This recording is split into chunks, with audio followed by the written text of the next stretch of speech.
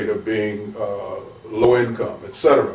So the Democratic Party has always had to have numerous planks in its electoral platform, and those planks would be for each of the parties or each of the constituent groups within their constituency, and how many and how strong the planks would be depended upon the party's perception of the importance and the significance of the group that they wanted to put a plank in the platform for. Been viewed as a constituent group within the Democratic Party that could be satisfied with essentially one plank.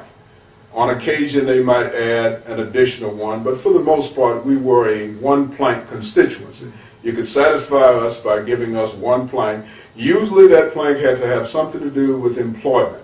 So in the early stages, for example, one of my most vivid recollections was back in the 1960s after the insurrection started breaking out in American cities every summer. It was automatic that one of the planks would always be that there would be summer jobs for black youth, for inner city youth. They didn't call them black. Summer jobs for inner city youth. The theory being that if you kept these children employed so that they can earn a little bit of money during these long hot summers, the summers might not get so hot because the students who might otherwise raise some hell, would be satisfied to be making a little money and jingling in their pockets, whatever the case may be. So, and then of course we went into the era of affirmative action, and affirmative action became the paramount plank that the Democratic Party would include, in its platform in order to convince or persuade or satisfy its black constituency that the party was looking out for us. Not until this most recent campaign season, when Barack Obama emerged as the party's most likely prospect to be the nominee, did we not have any of the major candidates for the nomination of either party who saw fit to offer even a single platform to the black community. The one that there was an attempt to put on the table as a possible plank was, of course, reparations for slavery. And if you'll recall, in the very first debates, when both parties still had a lot of candidates, aspiring, that question was put to the candidates of both parties as the last, almost an also ran question as to where they stood on reparations for slavery.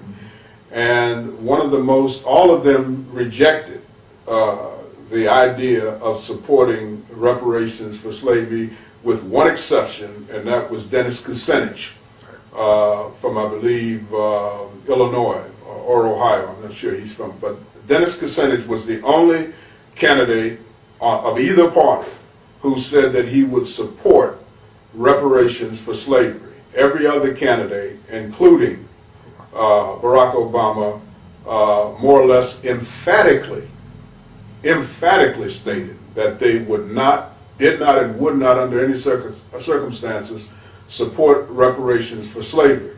That should have told black people something. Yes. But for most of us, I think we didn't pay any attention to that at all, except for the reparations people, those of us who understand the reparations issue. We knew that that was significant and that was telling. So we could then begin to look at this prospective candidate, Barack Obama, through this lens or through this prism of a supposedly black candidate who didn't even support what would perhaps be the most significant issue that could be supported or advocated for on behalf of black people. I maintain, for example, that from that standpoint, we would probably have been better off with Hillary Clinton or one of the other candidates, but probably Hillary Clinton, because she was the other most likely person to get the nomination as the nominee, because when it's a white candidate, we have the position, and we're in a position, I should say, we have the leverage of using race with white candidates, you see. We can almost imply that they would be racist if they did not do something that we felt strongly that they ought to do. You can't use that argument with a black candidate. And we learned that in previous decades when the big issue was getting the first black mayor or the first black congressperson and these sorts of things. And we found out that, in effect, we did ourselves a disservice oftentimes by supporting the so-called black candidate because we couldn't use the issue of race on that person because there was no way, presumably, that a black person could be a racist, especially in terms of against black people. So we neutralized our strongest and most effective weapon in the political sense when we did that. And that's what happened with Barack Obama. So now Barack Obama, once he won, and let me back up a moment because this is very important for us to recall in retrospect. Because most of us are not caught up in the euphoria of this man's victory, and we forget from whence he and we came. Correct. Until when Barack Obama his name was first floated out there as a possible candidate for the nomination, that was poo-pooed almost universally by black folks in this country. Correct. Across the board. Yes. Especially the black political elites and the black civil rights aristocracy. These two camps, who are very much intermingled with each other, both denounced even the suggestion of Barack Obama because he had only just come on the scene a year or two before that. And the main reason he had a name at all was because he had come out of nowhere and won a U.S. Senate seat, from Illinois. And few people outside of Illinois had even heard of the guy before, and he had no civil rights credentials. In other words, he had never been a part of the movement which had elevated black people and our interests to the position that top-level politicians had to even give us any consideration at all. So he was rejected, or the very thought, I should say, of his running as a possible candidate was thrown out. Everybody was of the conviction that the right to be the Democratic Party's nominee this time around had been earned by Hillary Clinton because she agreed to back out the previous time to leave the way clear for what turned out to be John Kerry, with the understanding that next time around it would be hers. So shall we say, the politically inclined black folks in this country, their support was for Hillary, and they saw Barack Obama as an upstart, very presumptive to try to throw his name into the ring because he hadn't earned his stripes or paid his dues.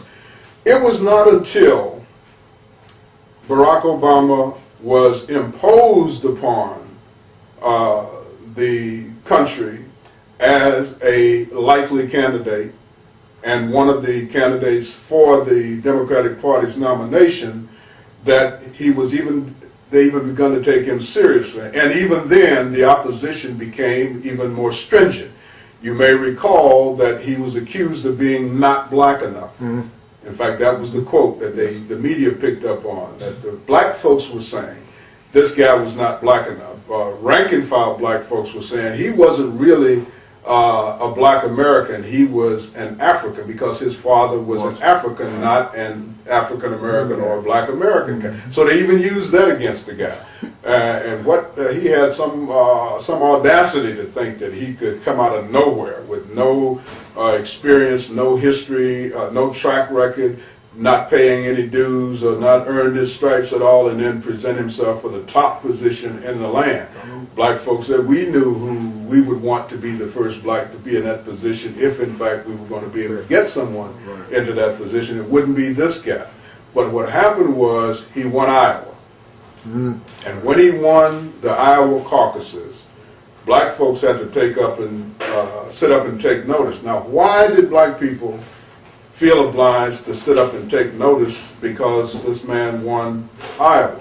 Because there are no black folks in Iowa. I think one of the comedians said there's only 2.5 black people in the whole state of Iowa. So for him to win the Iowa caucuses said one thing: white people would support this guy. And if you'll recall, the reason why we were convinced that Jesse Jackson's candidacy or campaigning for the nomination could only be symbolic